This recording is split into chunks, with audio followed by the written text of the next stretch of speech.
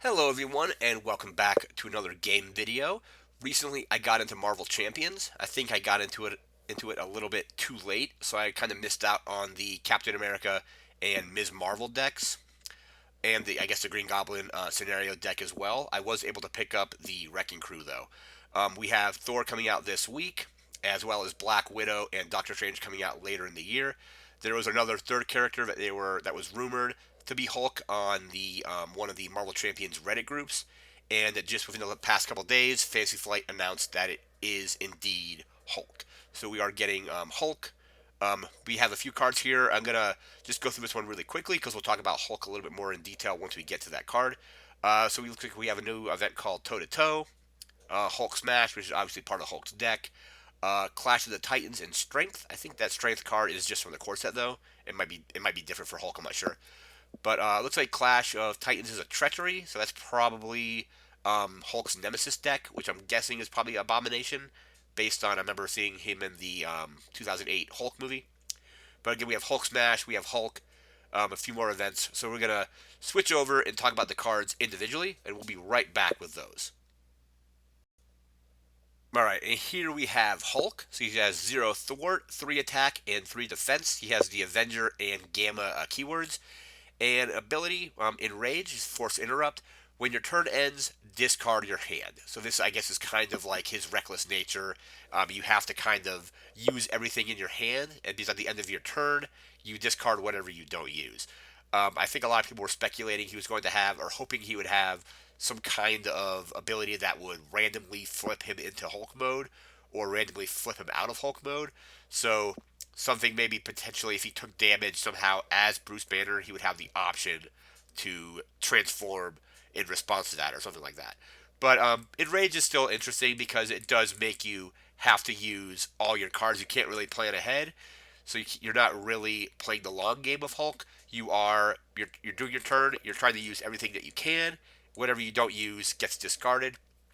He has a maximum hand size of 4, so you're only having up to 4 cards anyway. So I guess that isn't really terrible. You might still have to end up discarding a card here and there though, and then has 18 hit points.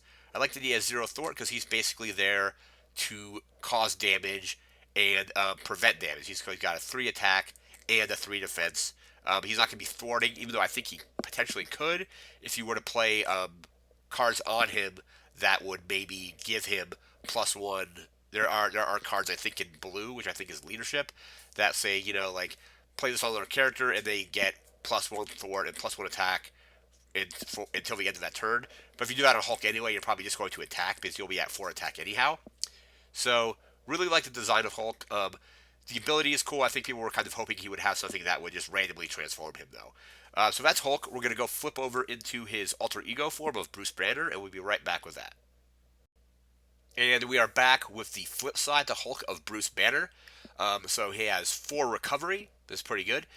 He has the genius and scientist keywords, and the ability experimental research as an action, draw a card, choose and discard one card from your hand, limit once per round. So he can basically kind of like draw. Basically, it's like draw, choose, and then if you draw something that you don't need, you can discard it. If you draw something that you want to keep, you can then discard another card out of your hand, and that's once per round. Hand size of 5. Um, Kind of wish he had an ability kind of like Peter Parker's though, where he could generate potentially energy to use for cards. But this is another neat way to kind of get the cards that you want into your hand right when you need them. So if you really need a Hulk Smash, which you saw in that little opening card fan, you'll be able to draw. Hopefully, you get your Hulk Smash, and then you discard something that you don't need. So that is the Bruce Banner side to our hero card. We're going to move into a couple of the different cards that have been spoiled so far. And we'll be right back with those. And we are now back with Hulk Smash. It's a 3 cost event. Superpower, it's a hero interrupt. So when you make a basic attack, you get +10 attack for that attack. And if you paid for this card using only physical resources, that attack gains overkill. So this can just do a massive amount of damage to the villain. So with Hulk, it's going to be, I believe, a 13 hit point attack because it's +10 to his attack, so his attack is already 3.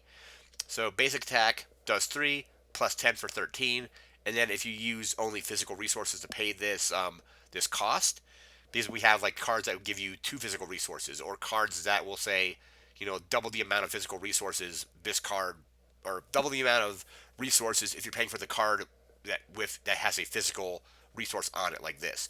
So there are multiple ways to get those enough resources to pay for it entirely with physical resources. There's supports and things that you can basically exhaust to gain that resource as well. So this is going to just do a massive amount of damage. And then if you have a minion engaged with you, let's say you have a 3 health or 3 hit point minion engaged with Hulk. Hulk can use this, pay the 3 resources and pay for them all with physical resources, and then defeat the minion for 3 and have 10 damage carry over to the villain. That's a massive, massive hit. So this is a really great event. So even if you don't do the overkill, if you're just fighting the villain without any kind of minions engaged with you, 13 damage is pretty amazing. So that is Hulk Smash. We're going to move into our next card. And next up, we have Boundless Rage. It's a 1 cost upgrade. It also generates physical energy. It's a condition. Has condition and gamma is the keywords. Hero form only. Hulk gets +1 attack. And as a force response, after you change to Bruce Banner, you discard the card. So that makes quite a bit of sense. So Bruce Banner would have no reason for this because he's not in Hulk mode. So once you switch from Hulk to Banner, you get rid of this. But pretty simple. 1 cost gets you +1 attack. So bringing Hulk's attack up to 4, and doesn't look to be a unique card. I'm not sure how many of this we're going to get in the deck. So I wonder if we have more than one Boundless Rage, if you can basically play both on Hulk and get +2 attack. Again, we'll have to wait until the full deck is out to see how many of these come in the deck, because this is card 14 out of Hulk's 15 cards. Because when you're building for Marvel Champions, you choose a hero, and then you're required to include all of the cards that have the face of the character on them. So all the cards that are specific to that hero have to go in that deck, and then you can choose which kinds of archetype you want to build with. But if we get more than one of this in the deck, that would be really great. That'd be great because you'd be basically having Hulk. If you have both in play, you would have Hulk up to 5 attack. Again, we may only get one, but still bringing it up by 1 is still pretty good. So that is Boundless Rage. We're going to move into our next card. And next up, we have Toe to Toe.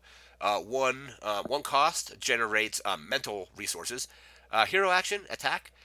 Choose an enemy. That enemy attacks you. Deal 5 damage to that enemy. This could be a good way to get enemies away or off of your teammates. So if you're playing against somebody that, let's say you're Hulk and you're playing with Iron Man. Iron Man takes quite a bit of time to actually build up to where he can actually do a good amount of damage because he's constantly building new components for his suit. Like he's getting the arc reactor, he's getting the rocket boots and the powered gauntlets and all that kind of stuff. So it takes quite a while for the Iron Man player to actually become totally effective. Once Iron Man is online, he can definitely do a lot of damage and remove a lot of threat from plots. But if there's like an enemy engaged with either with him or with the Tony Stark side, this could be a good way for the Hulk player to, pay a resource and get rid of that enemy for Iron Man, or just get rid of an enemy that's engaged with you. So when the villain does go to attack, you're only potentially getting attacked from the villain and no longer getting attacked from potential minions that might be engaged with you as well. But I do like it that you can use it to get rid of um, any enemy on the board, it looks like. So again, if you have enemies that are about to potentially defeat one of your teammates on their next turn, you could play this. You get attacked by that enemy instead. But if you're playing against the Hulk, it doesn't really matter because Hulk has 18 hit points. You can then get rid of that enemy and then clear the board off and potentially save your teammates. So that is Toe to Toe. We're going to move into our last card. And the final card that was revealed in this article, and there'll be a link to the article in the description, is You'll Pay For That. 1 cost, generates energy resource. It's a hero response. It deals with thwarting. So it says thwart after the villain attacks you. Remove 1 threat from a scheme for each damage you took from that attack to a maximum of 5.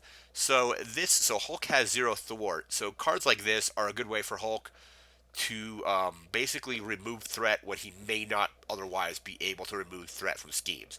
So removing threats from schemes is kind of critical to winning the game. So it prevents, as long you have to, if the scheme cards get enough threat on them, the heroes lose. If the heroes all get defeated, the heroes lose. So again, one way to lose is having maxing out the threat on a scheme. So the scheme says it triggers off of 10 threat and it's at like 8 or something and they get 2 more, that villain would win. So this is a good way for Hulk, who has no way to possibly really thwart on without kind of like cards like this, a good way for him to remove threat. So let's say you're playing against Rhino and he's got the thing that gives him additional attack as well as like overkill. You can get attacked as Hulk, and as a response, play this. You'll take that damage, whatever the damage is, and then remove that much threat from the main scheme or from whatever scheme you want. I guess I think it's up to. I think it's only one scheme. So from that, remove one threat from a scheme. So yeah, it won't remove. You can't remove it from multiple schemes, but you can definitely remove it off of. Let's say the main scheme's about to go off. You can. This would be a great way to just remove a ton of threat and take some damage.